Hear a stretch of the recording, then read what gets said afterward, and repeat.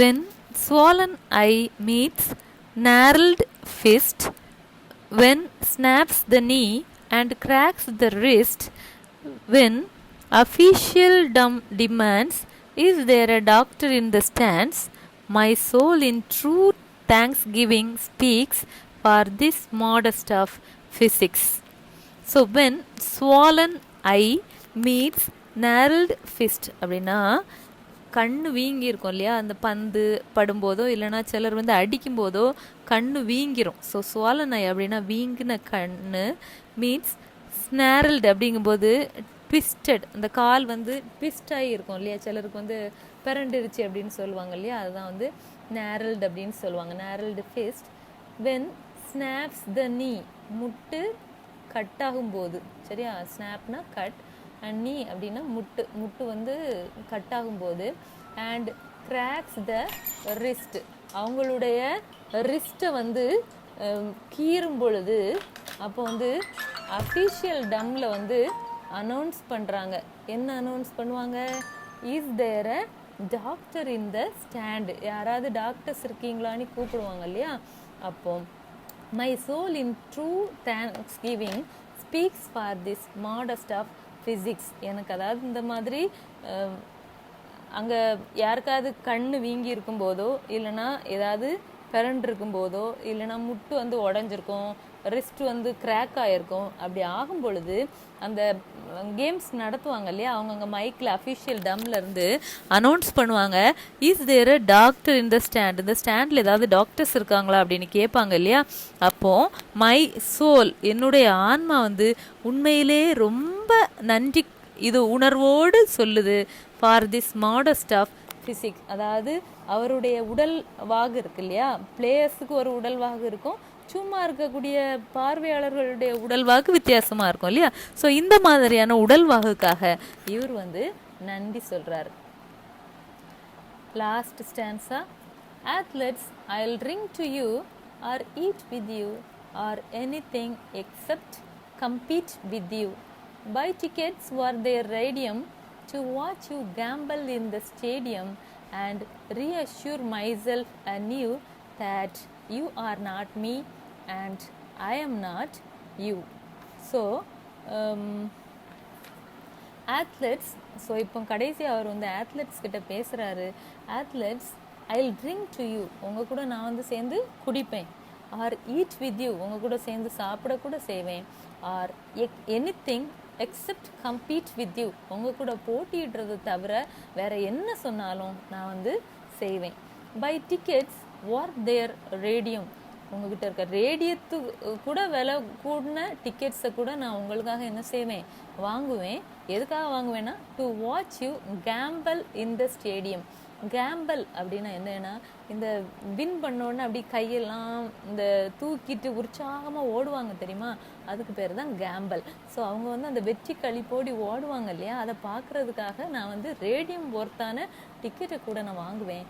And reassure my self, திரும்பவும் என்ன நானே ரீஅஷ்யூர் பண்ணிக்கிறேன், that you are not me and I am not you, நீங்கள் வந்து நானாக முடியாது, நான் வந்து நீங்களாக முடியாது அப்படின்னு சொல்லி இந்த போயமை முடிச்சிருக்காங்க.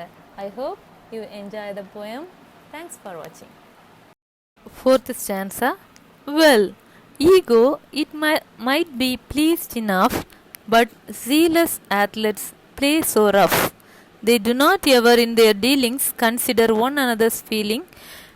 I am glad that when my struggle begins, twixt prudence and ego, prudence wins.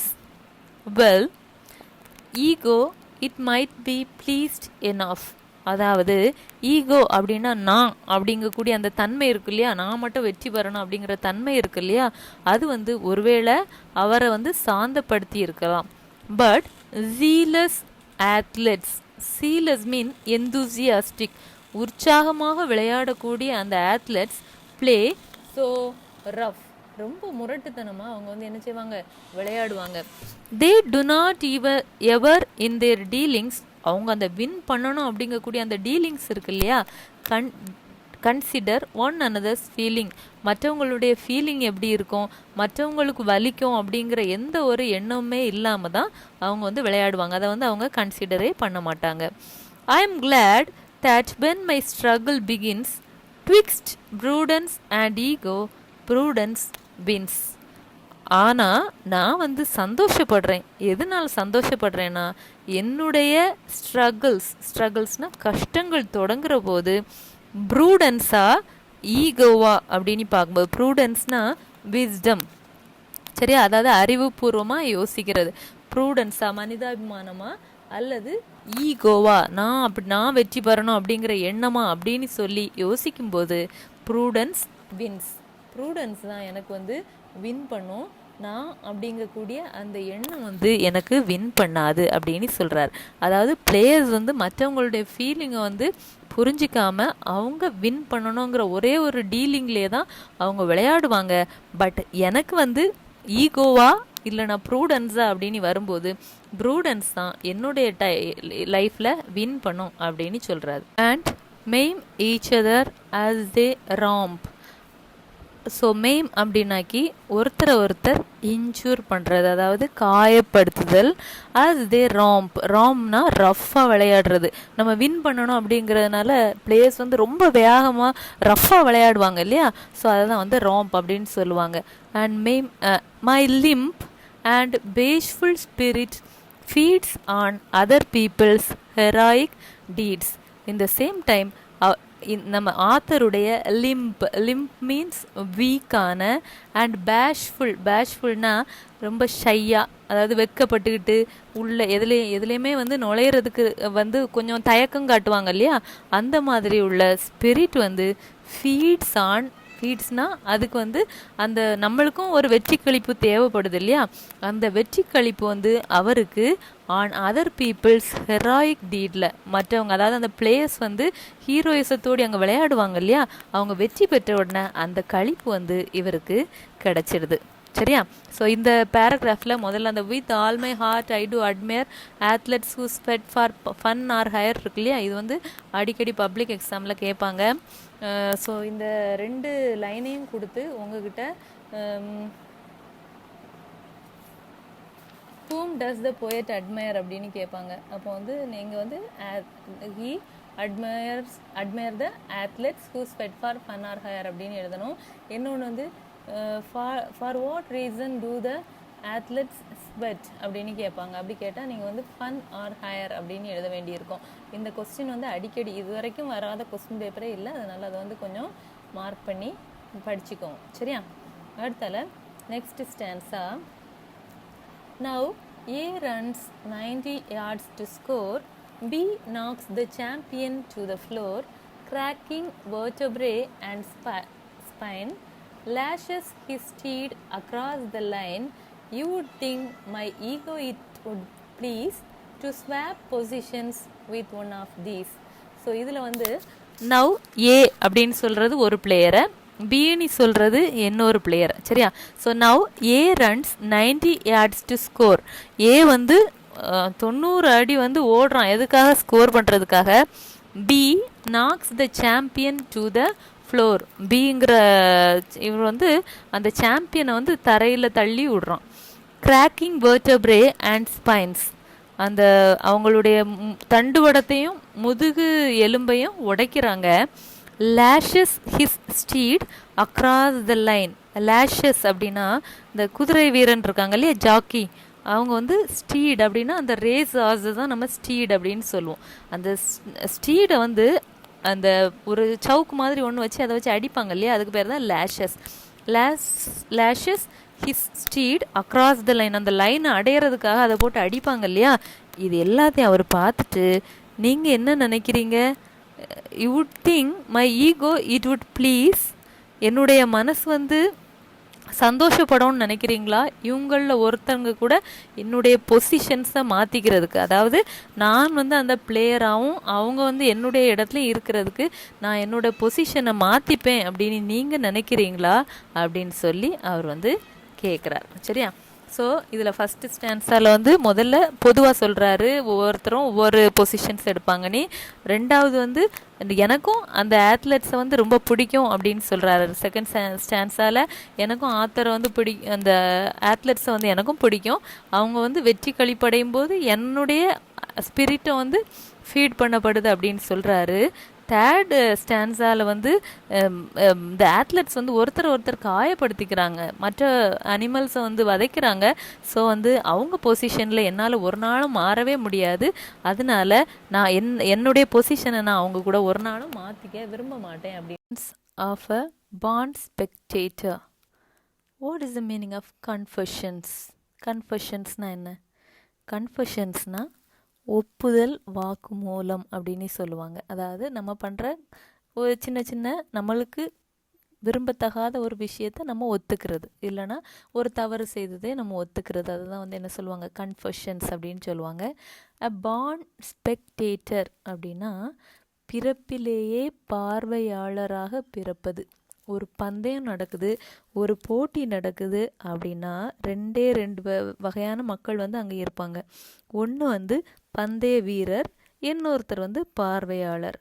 ஒருத்தர் வந்து அந்த பந்தயத்தில் கலந்துக்கிட்டு அவருடைய திறமைகளெல்லாம் காட்டுவார், இன்னொருத்தர் தூரத்துலேருந்து வேடிக்கை பார்த்து அவரை வந்து என்கரேஜ் மட்டும் பண்ணுவார். அவருக்கு வெளியிலேருந்து என்கரேஜ் பண்ணுறவருக்கு எந்த ஒரு ஆபத்தோ எந்த ஒரு கஷ்டமோ இல்லை. அவர் ஜெயித்தா சந்தோஷப்படுவார், தோத்தா கொஞ்சம் கவலையோடி வெளியில் போவார், அவ்வளோதான். ஆனால் உள்ளுக்கு விளையாடுறவங்களுக்கு காயம்பட்டு எலும்புகள்லாம் முறிஞ்சி நிறைய கஷ்டப்படுவாங்க இல்லையா.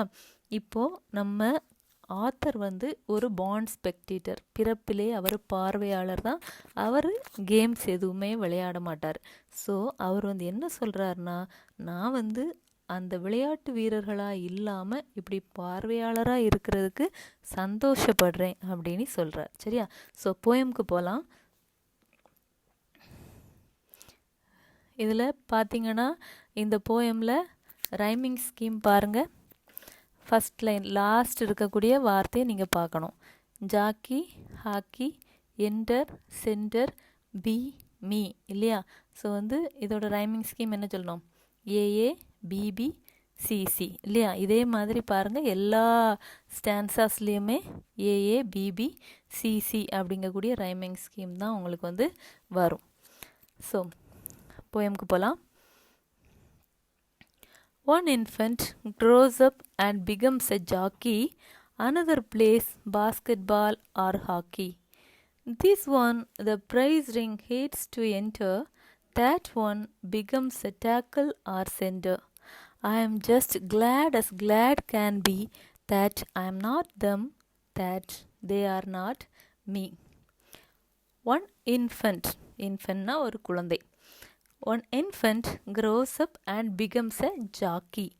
ஜாக்கி அப்படின்னா யார் அப்படின்னா, இந்த குதிரை வீரர்கள் இருக்காங்க இல்லையா, குதிரை ரேஸ் நடக்கும் இல்லையா, அந்த ரேஸில் அந்த குதிரையை கண்ட்ரோல் பண்ணுறதுக்காக மேலே ஏறி உட்காந்துருப்பாங்க இல்லையா, அவங்கள தான் நம்ம ஜாக்கி அப்படின்னு சொல்லுவோம். ஸோ ஒரு குழந்தை வளர்ந்து ஜாக்கியாக மாறுது. another plays basketball or hockey, இன்னொரு குழந்தை பாஸ்கெட் பால் விளையாடுது இல்லைன்னா ஹாக்கி விளையாடுது. this one the prize ring hates to enter, இன்னொருத்தன் வந்து ப்ரைஸ் ரிங்குக்குள்ளே நுழையிறத வெறுப்பான். ப்ரைஸ் ரிங்னா என்னென்னா இந்த குத்துச்சண்டையெல்லாம் போடுவாங்க இல்லையா, அந்த ரிங்கை தான் ப்ரைஸ் ரிங் அப்படின்னு சொல்லுவாங்க. ஸோ அதுக்குள்ளே நுழையிறதுக்கு இவன் வந்து என்ன செய்வான், வெறுப்பான், நுழையிறத வெறுப்பான். that one become a tackle or center, இன்னொருத்தன் அதிலே போய் முதன்மையானவனாக ஒரு நடுநிலை வைக்கக்கூடியவனாக மையத்தில் போய் என்ன செய்வான், நிற்பான். But I am just glad as glad can be that I am not them and they are not me. நான் வந்து ரொம்ப சந்தோஷப்படுறேன், நான் வந்து அவங்களாவும் இல்லை அவங்க வந்து நானாகவும் இல்லை அப்படிங்கிறதுல நான் ரொம்ப சந்தோஷப்படுறேன் அப்படின்னு சொல்லி ஃபஸ்ட்டு ஸ்டான்ஸால் போயிட்டு வந்து சொல்கிறார். சரியா? Next stanza. With all my heart I do admire athletes who sweat for fun or hair, who take the field in gaudy pomp and maim each other as they romp. My limp and bashful spirit feeds on other people's heroic deeds. With all my heart, I do admire the athletes who sweat for fun or hire. என்னுடைய முழு மனசோடி நானும் அவங்கள விரும்புகிறேன். யாரனா எந்த ஒரு athletes வேர்வை சிந்துறாங்களோ for fun, அவங்க கேளிக்கைக்காகவோ இல்லைனா அவங்களுடைய பணத்திற்காகவோ யார் வியர்வை சிந்துறாங்களோ அவங்கள நான் மதிக்கிறேன். Who take the field in gaudy bombs. அவங்க அந்த ஃபீல்டுக்குள்ளே எப்படி நுழைவாங்கன்னா வித் காடி பாம் அப்படின்னா என்னன்னா, இந்த யூனிஃபார்ம் போட்டிருப்பாங்க இல்லையா, பளபளனி எல்லாரும் ஒன்று போல் ட்ரெஸ் போட்டிருப்பாங்க இல்லையா, அதுக்கு பேர் தான் காடி பாம். அந்த things dear children, today we are going to learn a beautiful poem, Confessions of a Born Spectator, written by Ogden Nash. Ogden Nash was an American poet. இவர் அவர் எழுதக்கூடிய லைட் வேர்ஸுக்காக ரொம்ப ஃபேமஸ். லைட் வேர்ஸ்னால் எல்லாருமே எளிதில் புரிந்து கொள்ளும்படியாக அவருடைய போயமெல்லாம் இருக்கும். ஒரு ஹியூமரஸ் ரைட்டர்னு எல்லாருக்குமே தெரியும் அப்படின்னு நினைக்கிறேன். நல்ல நகைச்சுவையாக எழுதக்கூடியவர். இவர் 500 பீசஸ்க்கு மேலே போயம்ஸ் எழுதியிருக்கிறாரு. அண்ட் இவர் இவருடைய போயம் எல்லாமே அன்கன்வென்ஷனல் ரைமிங் ஸ்கீம் இருக்கும். அதுக்கப்புறமா எல்லாமே நிறைய ரைமிங் வேர்ட்ஸ் வச்சு எழுதியிருப்பார். இதுக்கு தான் இவர் ஃபேமஸ். இவருடைய லைட் வேர்ஸ் ரொம்ப பாப்புலர். அதனால் இவருக்கு போஸ்டேஜ் ஸ்டாம்பில் கூட அமெரிக்காவில் இடம் கொடுத்துருக்காங்க. அந்த அளவுக்கு ஃபேமஸான ஒரு ரைட்டர் இவர் எழுதின ஒரு அழகான நல்ல ஒரு ரைமிங் ஸ்கீம் உள்ள நிறைய ரைமிங் வேர்ட்ஸ் உள்ள ஒரு அழகான போயம் உங்களுக்கு இப்போ கொடுக்கப்பட்டிருக்கு. So take page number 53.